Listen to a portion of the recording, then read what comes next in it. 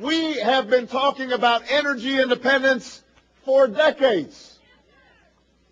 Since Richard Nixon, we've been talking about it every year. The president gets up and in his State of the Union address says, we are going to free ourselves from dependence from foreign oil. You know what's happened since 1973? Oil imports, no, something's happened. Oil imports have gone up. Gas prices have gone up. Profits of ExxonMobil have gone up. We know that the status quo in Washington just won't do. Not this time. Not this year. We can't keep playing the same Washington game with the same Washington players and somehow expect a different result, because it's a game that ordinary Americans are losing.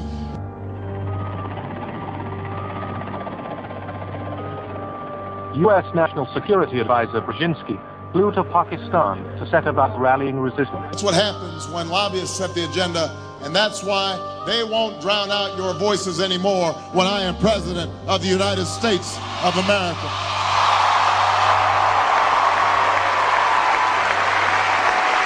The way we're going to win over the long term is not just militarily. We've got to win over hearts and minds, and what that means is we've got to invest in countries that have no educational infrastructure, have no means for young people to get ahead. We've got to give them a stake in creating the kind of world order that I think all of us would like to see.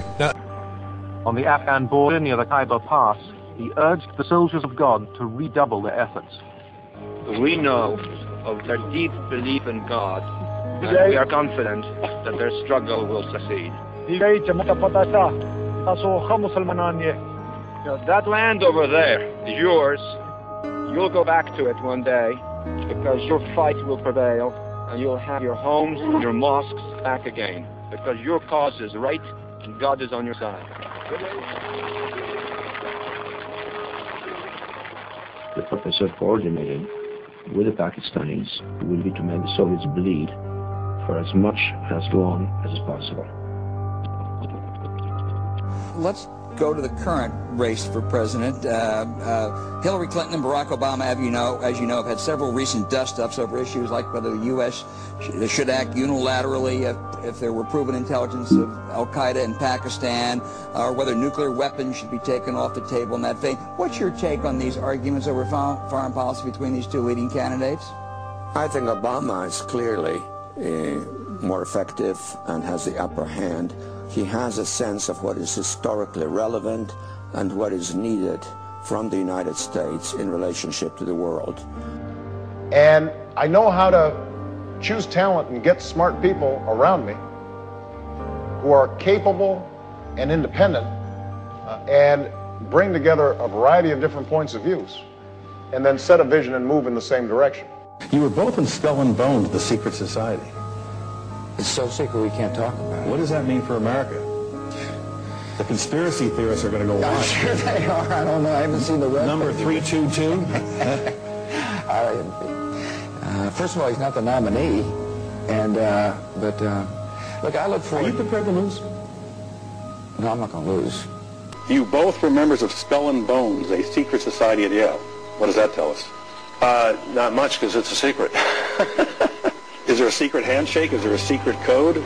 I wish there were something secret I could manifest. 322, a secret number? There are all kinds of secrets, Tim, but one thing is not a secret. I disagree with this president's direction that he's taking the country. We can do a better job, and I intend to do it.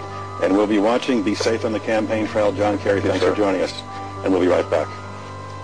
With the Cold War, we had a worldview. Republican and Democratic presidents alike, from Harry Truman to George Bush, stood for freedom and stood for certain propositions that would make America strong and healthy and grow the middle class and shrink poverty and stand against communism.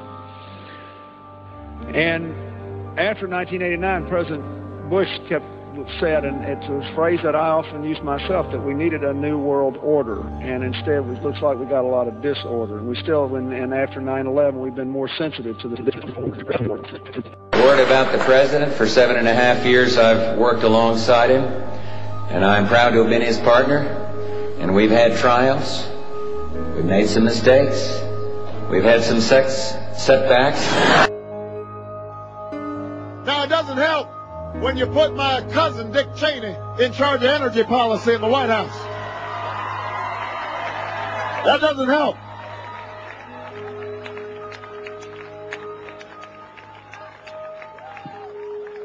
We've been hiding that for a long time. It's good to be back at the Council on Foreign Relations. As Pete mentioned, I've been a member for a long time and was actually a director for some period of time. I never mentioned that when I was campaigning for re-election back home in Wyoming. Everybody's got a black sheep in the family.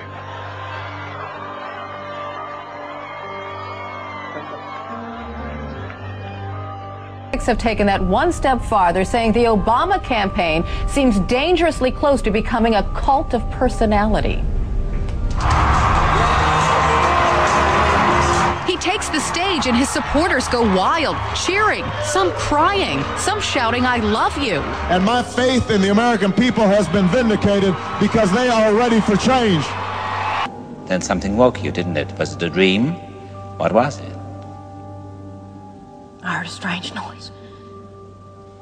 What was it?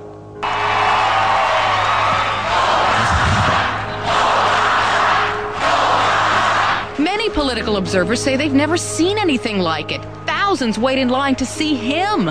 And it seems with every speech, they always latch on to Obama's 3 favorite words. Yes, we can. What did you see, Clarice? What did you see? Lambs. They were screaming. Obama's supporters wildly respond, chanting enthusiastically along with their candidate. But it's a scene some increasingly find not inspirational, but creepy. In other words, when you start, blogging about Barack Obama, why just go ahead and worship him? And I think this was the idea behind a new sculpture. Thank you. That was indeed a segue. A new sculpture of Obama as Jesus. Listen. LA Times columnist Joel Stein calls this Obama outpouring Obamaphilia, although he admits he's fallen for it too. Others call it cult-like.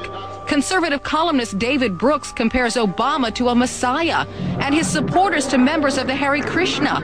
Obama does talk policy, but Berkeley's George Lakoff says at this moment in time, Democrats want something different. Yes, we can may sound empty, but Lakoff says voters understand it intuitively.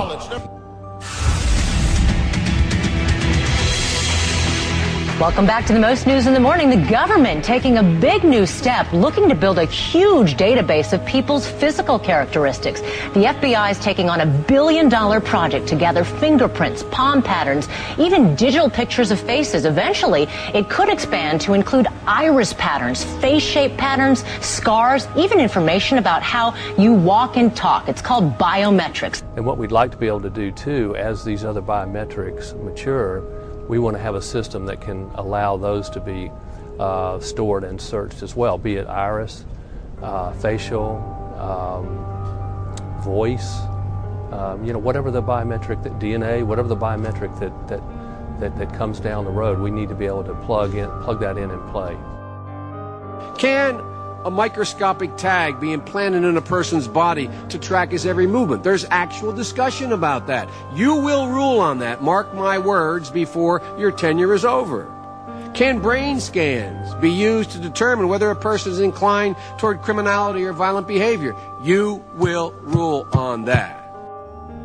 A social security card that can be forged for $40. Right. We propose that everybody, every American, citizen, legal immigrant, gets a non-forgeable employment card, a national employment card. It has a little chip in there that you can't forge that matches the retina of your eye. Now, every employer would have to swipe the card through a little machine like a credit card machine. When someone applied for a job, it would have their picture on it, of course. And if the computer said they're a citizen, I got it. Or they're I got it, Senator. I got it. I think I got it. But here's the other part. If the employer doesn't swipe the card or hires him anyway, first time, a $50,000 fine. Second time, jail. Lambs. They were screaming. They were slaughtering the spring lambs. They were screaming.